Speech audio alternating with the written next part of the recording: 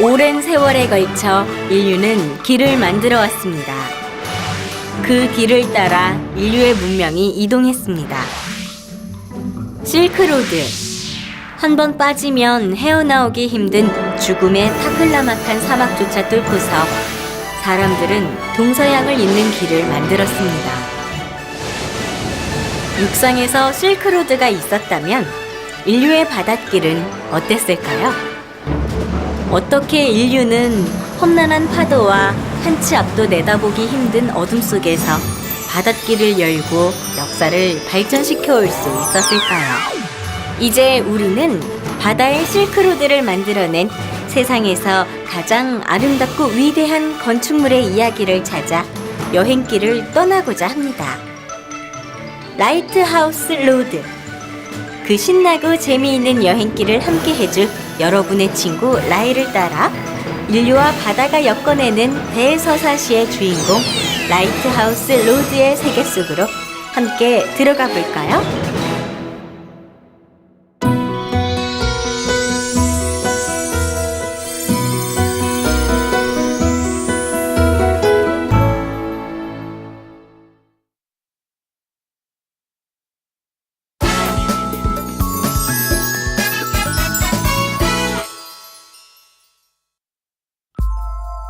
여러분, 이 불빛을 보고 있으면 기분이 어떤가요? 어두운 밤바다를 물들이며 나아가는 불빛들.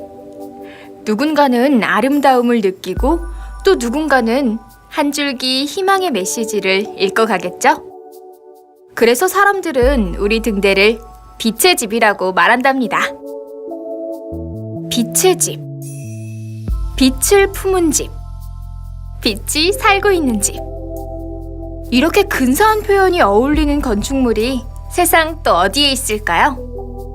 그 빛의 집 등대가 오랜 세월 만들어온 역사의 이야기들을 우리는 라이트하우스 로드라고 부른답니다. 라이트하우스 로드. 여러분, 실크로드란 말은 많이 들어봤죠? 동서양을 횡단하는 비단 교역로를 통해 인류는 많은 문명을 발전시켜 왔어요. 이 길은 험한 산을 넘고 살아서 돌아올 수 없는 죽음의 사막인 타클라마칸 사막을 지나야 하는 험난한 길이었지만 길은 이어지고 또 이어져서 비단과 종이, 인쇄술, 화약의 교류는 물론 나아가 여러 종교의 전파까지 가능하게 되었어요. 육상에서 실크로드가 있었다면 바닷길은 오늘에 이르기까지 2200년 동안 인류의 무역과 문명을 발전시켜온 우리 등대들의 역사, 등대의 길, 바로 라이트하우스 로드가 그 역할을 해왔다는 점 다시 한번 기억해주세요. 드디어 등대의 길이 우리 땅 한반도에 다다르게 됩니다. 잠깐! 우리나라 등대의 역사를 말하기 위해선 무엇보다 인천에 대한 이야기로 시작해야 해요. 여러분, 제가 지금 있는 곳은 어딜까요? 맞아요. 바로 인천광역시에 있는 인천항 여객터미널입니다. 이곳은 지난 100여 년 전 인천의 역사를 이야기하기에 안성맞춤인 곳이에요. 우리나라 최초의 개항장인 인천만큼 복잡다단한 근현대사의 변화를 겪은 곳도 많지 않을 거예요. 1866년 프랑스 군인들이 강화도를 침략한 병인양요에서부터 1871년 미국이 개항을 요구하며 일으킨 신미양요를 거쳐 1876년 결국 우리 조선은 일본과 강제로 강화도 조약을 맺고 인천항을 개항하게 되었어요. 1894년 청일전쟁의 주요 전장터가 되기도 했습니다. 일본이 한반도를 본격적으로 침략하기 시작한 20세기로 접어들면서 제물포로 불리던 소박한 포구는 방파제를 쌓고 많은 배들이 머물 수 있게 되면서 점점 거대한 항구로 변모하게 됩니다. 그리고 배가 안전하게 항구로 드나들 수 있기 위해서 그 무엇보다 등대의 역할이 절실히 필요하게 되었어요. 우리 땅 한반도에서 가장 먼저 인천의 등대가 들어선 까닭이 여기에 있습니다. 인류 최초의 등대가 이집트 파로스 등대라면 우리나라 등대의 역사는 바로 여기 인천 팔미도라는 특별한 섬에서 시작됩니다. 자, 그럼 우리 함께 팔미도 등대를 만나러 가볼까요? 인천항에서 17km 남쪽으로 가다 보면 나타나는 아름다운 섬 팔미도. 팔미도에 우뚝 솟아있는 하얀 등대는 인천항 항로 길목에 위치하고 있어 입출항 선박들의 안전 운행에 꼭 필요한 등대입니다. 그것은 100여 년 전 한반도를 침략하려는 일본 제국주의에겐 더욱 절실한 문제였습니다. 1903년 아무도 살지 않던 팔미도에 낯선 일본인들이 배를 타고 나타나 시멘트라고 불리는 이상한 가루를 옮겨 놓았어요. 당시에 시멘트라는 것은 매우 낯선 것이었지만 실은 최첨단 건축 재료였던 것이죠. 그것도 미국에서 수입해온 아주 귀한 것이었어요. 물론 모든 비용은 일제의 강압으로 인해 조선이 책임을 지게 되었고요. 이때부터 일본인 건축기사의 감독 아래 조선인 일꾼들은 섬에 임시 막사를 짓고 살면서 참으로 이상하게 생긴 건축물을 만들기 시작했어요. 그렇게 완성된 것이 바로 한반도 최초의 팔미도 등대입니다. 여러분, 우리가 꼭 기억해야 할 포인트 하나. 우리의 힘으로, 우리의 필요로 등대를 만들 수 있는 상황이었다면 얼마나 좋았을까? 그랬다면 나라를 빼앗기는 일도 없었을 텐데. 한반도 등대의 첫 출발이 일제의 강요에 의해서 시작되었다는 게 안타깝고 때론 분하기도 할지 몰라요. 하지만 등대는 우리에게도 새로운 건축사, 새로운 세상의 흐름을 깨닫게 해주는 징표 역할을 해주었다는 걸 부디 잊지 말아주세요. 일제에 의해 만들어졌던 과거의 건축물이지만 오늘날 팔미도 등대가 우리의 소중한 근대 문화 유산이자 아름다운 풍경이 될 수 있는 까닭이 여기에 있으니까요. 팔미도 등대는 2003년 100주년을 기념하여 만든 신등탑 천년의 빛에게 역할을 물려주었어요. 할아버지와 손자 같다고나 할까? 신등탑은 높이 26m, 전망대, 위성항법 보정 시스템 기준국 등의 시설과 첨단 장비를 품고 앞으로 1000년을 넘어 어두운 바다와 새로운 미래를 향하여 불빛을 비출 거예요. 이제는 우리 힘으로, 우리 기술로 우리의 영토와 바다를 지키는 든든한 파수꾼이 되었답니다. 깜빡할 뻔했네요. 우리나라 최초의 등대 팔미도 등대를 얘기할 때 이시바시 아야히코란 일본인 건축기사를 빠뜨리면 안 되겠죠? 지난 시간에 살펴봤듯이 그는 팔미도 등대뿐만 아니라 1903년 소월미도 등대와 1904년 부도 등대도 함께 만들었답니다. 또한 이시바시는 인천항으로 들어오는 백길 한복판의 가로누 남초들을 피하게 해주는 북장 자서 등표와 배감 등표를 만들어서 인천항이 거대한 항구로서의 기능을 다할 수 있도록 했답니다. 한번 일본의 초창기 등대와 인천의 등대를 비교해보세요. 뭔가 닮은 꼴 느낌이 있죠? 대리석과 콘크리트를 활용하면서도 전체적으로 돌을 견고하게 쌓아 올려 투박한 돌의 친근감이 잘 전해지는 걸 쉽게 알 수 있습니다. 이시바시만의 등대 건축법이라고 할 수 있어요. 돌의 투박하고 따사로운 질감이 살아있어 마치 예술적인 느낌마저 들지 않나요? 이시바시는 일본 제국주의의 의도를 위해 자신의 역할을 다했지만 우리의 등대는 100년을 훌쩍 넘어 우리에게 세상 그 무엇과도 바꿀 수 없는 아름다운 풍경으로 다가왔습니다. 세상에서 가장 아름다운 건축물을 꼽으라면 나는 무조건 등대라고 말할 수 있어요. 땅끝 가장 험난한 곳에 가장 튼튼하게 가장 기품 있게 선박과 사람들을 위해 한시도 쉬지 않는 그런 건축물이 세상 어디에 또 있을까요?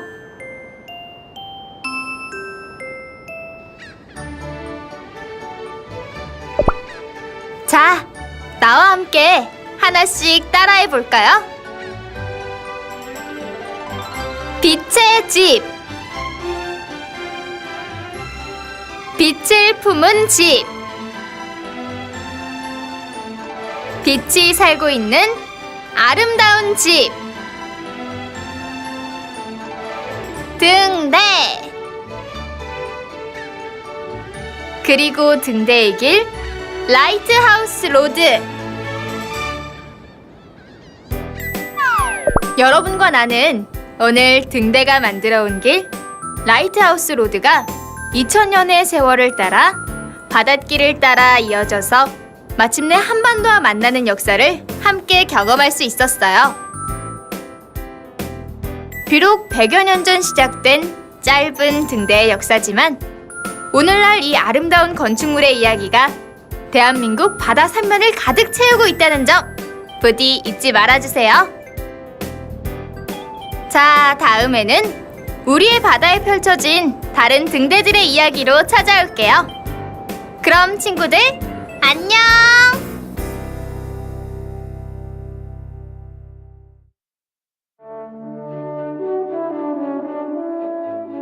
아키펠라고 해상국립공원에 있는 생태계의 보고 벤츠케르 섬의 등대. 스칸디나비아 반도에서 가장 높은 등대로 1906년 건축. 등대섬으로 연중 수십만 명의 관광객이 올 정도로 빼어난 절경을 갖추고 있으며 핀란드의 근현대사와 함께한 등대로 유명하답니다. 우리나라 초창기 등대들의 운명과도 많이 닮은 등대이기도 합니다.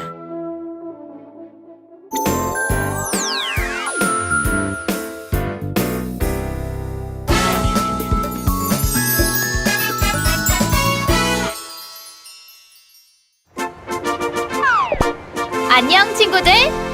와 나야 나 반짝반짝 바닷길을 지켜주는 등대 라이.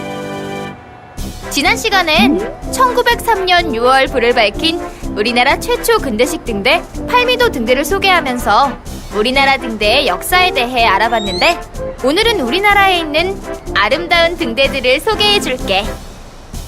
우리나라엔 나와 같이 바닷길을 지켜주는 등대가 몇 개나 있을까? 놀라지 마! 우리나라엔 사람이 운영하는 유인등대가 43개, 사람이 거주하지 않고 자동으로 움직이는 무인등대가 519개나 된대. 등불을 이용해 암초나 얕은 곳 위치를 표시하는 등표까지 합하면 2,000개가 넘는 항로 표지들이 우리나라 바다의 안전을 지키고 있는 거지.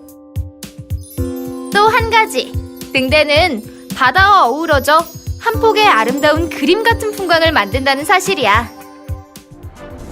자, 그럼 아름다운 풍광으로 사진작가들 촬영 명소가 된 전북 군산에 있는 어청도 등대를 만나러 떠나볼까? 어청도는 전라북도 가장 서쪽에 위치한 섬이야. 군산에서 약 70km 떨어져 있는 어청도항은 U자형으로 움푹 들어가 있어. 태풍이 몰아칠 땐 선박들의 피난처 역할을 했던 곳이래. 푸르마! 어? 무슨 소리지? 푸르마! 라이! 여러분, 내 친구 푸르미 어청도 등대예요. 안녕 친구들. 아름다운 섬 어청도에 온 걸 환영해. 이곳은 바다가 거울같이 맑다고 해서 어청도라고 불리고 있어. 하지만 어청도의 청은 맑을 청이 아니라 푸를 청자를 쓰고 있는데 그 이유는 기원전 202년경 중국 항구주가 초항우를 물리치고 천하를 통일한 후 항우의 재상이었던 전행에게 한나라 신하가 돼달라고 했는데 전행은 그 청을 거절했대. 그리고 군사 500명과 배를 타고 망명길에 올랐는데 중국 산둥반도에서 개 짖는 소리와 닭 우는 소리가 들릴 정도로 가깝다고 알려져 있는데 어청도에 도착하게 된 거야. 안개 낀 바다 위에 푸른 산 하나가 우뚝 서 있는 섬을 보고 재상 전행이 바다 위에 푸른 산 아름답구나. 이 섬을 푸른 청자를 따서 어청도라 이름 짓거라 라고 했대. 그때부터 어청도라는 이름이 지어진 거지. 그래서 내 이름도 푸를 청. 푸름이 어청도 등대야. 자, 이쪽으로 따라와봐. 우와, 정말 예쁘다. 푸른 바다와 어청도 등대의 빨간 둥근 머리 모양.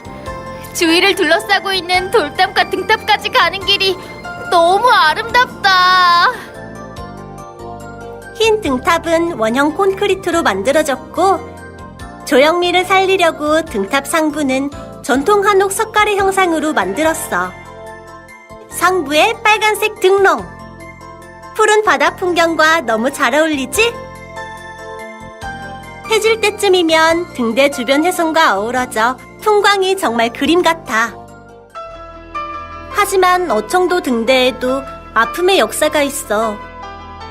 일제강점기인 1912년 일본의 대륙 진출 야망으로 건설된 등대거든.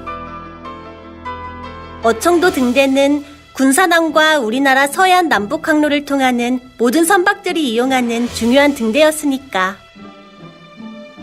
또 동해에 사는 고래가 봄에 새끼를 낳기 위해 어청도 근해로 이동해 오기 때문에 1960, 70년대 수많은 포경선이 있던 곳이기도 해. 하지만 푸르마, 어청도는 옛날이나 지금이나 서해 중부어장의 기항지로 해군 기지가 들어서 있을 만큼 중요한 군사전략 거점으로 또 날씨가 좋지 않을 때 대피하는 항구로서 많은 역할을 하고 있잖아. 무엇보다 우리나라 아름다운 등대 16경 중 하나로 꼽히고 있을 정도라는 거. 넌 정말 최고의 등대야. 어린이 여러분도 엄마 아빠와 함께 꼭 한번 아름다운 어청도 등대를 만나볼 수 있었으면 좋겠어. 고마워. 나도 친구들을 꼭 만나고 싶어. 이곳 어청도에서 아름다운 등대 불빛을 밝히고 있을게. 어청도로 꼭 놀러와. 라이, 그리고 어린이 여러분, 안녕! 군산에 있는 어청도 등대 너무 아름답죠? 어청도 등대처럼 우리나라엔 아름다운 등대 16경이 있을 정도로 바다와 등대가 어우러진 아름다운 곳이 많은데 등대섬으로 유명한 통영의 소매물도 등대도 그림 같은 곳이야. 바다가 쩍 갈라지는 모세의 기적 알지? 우리나라에 이런 신비로운 자연현상을 드러내는 곳이 무려 11곳이나 있는데 통영의 소매물도도 매일 바다 갈라짐이 일어나는 곳이야. 작은 몽돌길인 소매물도와 등대섬을 잇는 50m가량의 바닷길이 썰물 때가 되면 물길이 쫙 갈라지는데 정말 너무 신기하지? 맑은 바닷물 양옆으로 동글동글 귀여운 몽돌길이 쭉 이어져 있어. 몽돌길을 따라 잠시 걷다 보면 아름다운 등대섬에 도착하게 되는데 섬 제일 위에 우뚝 서 있는 소매물도 등대는 정말 바다 위의 보석 같아. 소매물도 등대도 일제강점기인 1917년 일본에 의해 만들어졌고 1940년 유인등대로 바뀌었어. 요즘도 변함없이 남해안 한류수도를 지나는 배들의 안전을 지켜주고 있어. 다들 등대섬에 들어가 보고 싶지? 하지만 등대섬을 오가려면 반드시 물때를 미리 확인해야 해. 썰물과 밀물 시간이 있으니까. 소매물도까지 왔다가 등대섬에 들어가지 못하면 너무 아쉽고 한번 들어간 뒤에도 다시 나오지 못할 수도 있으니까 말이야. 자, 이제 통영과 가까운 간포로 가볼까? 이곳은 경북 경주시 간포 모류리 송대말 등대야. 여기도 한국의 아름다운 등대 16경 중 하나인데 이곳은 300년이 넘는 큰 소나무들이 많이 있어. 이곳 등대를 꼭 소개하고 싶은 이유, 바로 나와 가까운 이웃사촌 등대란 점도 있지만 송대말 등대는 우리나라에 많은 일본식, 영국식 등대 양식이 아니란 점이야. 1955년 옛날 등탑은 다른 것과 비슷했지만 2001년 우리 전통 양식으로 국보 112호인 신라시대 가문사지 3층 석탑을 본따 만들어졌거든. 신라 천년의 역사와 민족 고유의 건축 양식을 표현했다는 점에서 꼭 우리가 되새겨봐야 할 등대겠지? 앞으로 이렇게 우리나라 민족의 전통이 살아있는 등대 친구들이 많이 건축됐으면 좋겠어. 자, 서두르자. 이제 마지막으로 제주도 우도 등대를 만나러 떠나볼게. 다들 준비됐지?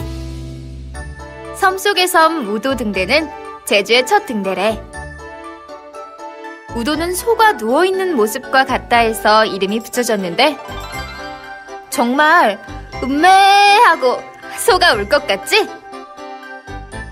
우도는 해안선 길이가 17km로 작은 섬이지만 풍광은 제주도 못지않게 아름다운 곳이야. 그리고 이곳에선 세계 여러 나라 등대를 한꺼번에 만날 수 있어. 진짜야! 자, 봐! 이곳엔 등대공원이 있거든. 우리나라와 외국 등대 모형들을 만들어놨는데 세계 등대 여행을 하고 싶다면 이곳으로 놀러와.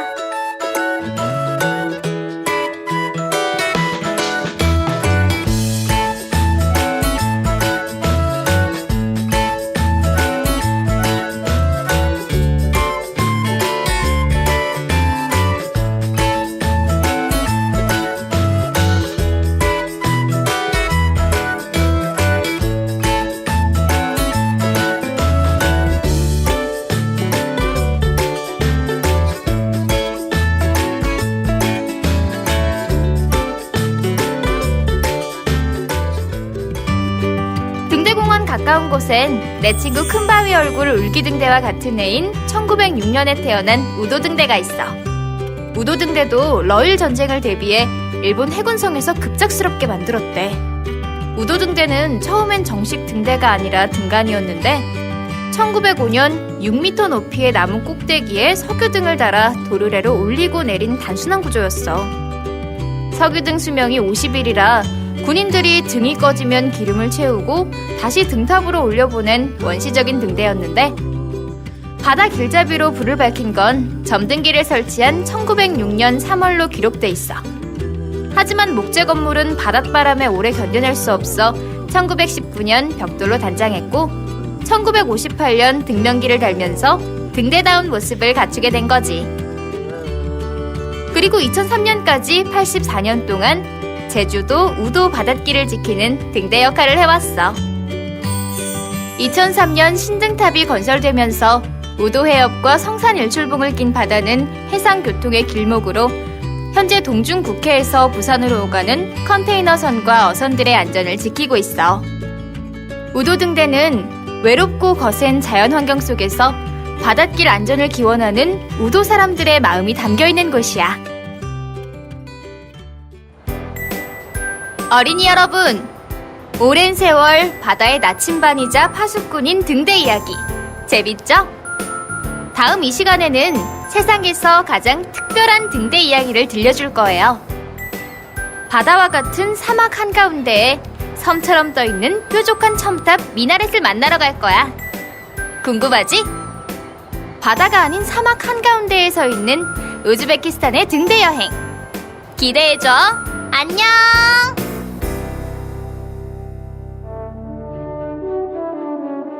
미국 킹스톤 등대. 뉴욕의 허드슨강 킹스톤 항구 입구에 위치. 킹스톤은 농업, 제조업, 조선업, 관광업의 중심지로 산업 발전을 위해 1915년 킹스톤 등대를 건축했어요. 킹스톤시는 이 등대를 박물관으로 지정, 등대와 등대원의 삶에 대한 역사적인 전시품을 공개 진열하고 있습니다.